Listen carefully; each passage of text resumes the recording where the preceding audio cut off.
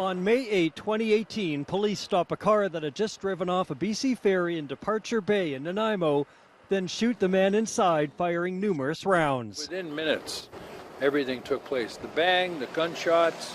Loud bang, it was like an explosion. And then I heard 3, maybe 4 smaller shots after that. A subsequent report by the Independent Investigations Office concluded the officers were not at fault and that the victim, Jerry Smallwood, who had turned 39 years old that day, had fatally shot himself first. Now 6.5 years later, a coroner's inquest into the shooting death has begun here at the Nanaimo courthouse. The victim's mother, Sharon Smallwood, was the first to testify, starting off by saying Jerry had had a normal, happy upbringing in Winnipeg. In later years, she said he'd suffered a back injury that led to prescription drugs that led to him using street drugs. She said her son became depressed, dealing with the pain and dealing with workers' compensation, as she said.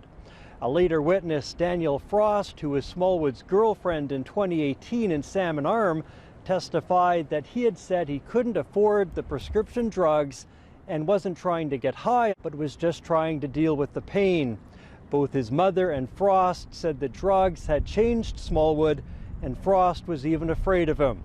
The inquest heard that he was having a dispute with a drug dealer in Vernon, and that he had told Frost on the night of May 7th, 2018, that he had wasted someone in a parking lot. His next call to Frost came later that night after he said he had tried to steal someone's car. The next day ends up here, where police tracked him to the ferry, and as a suspect in a violent carjacking in Penticton, they box him in and the shooting occurs. Frost telling the inquest that Small had told her the day before, "I'm not going to jail, police will have to shoot me."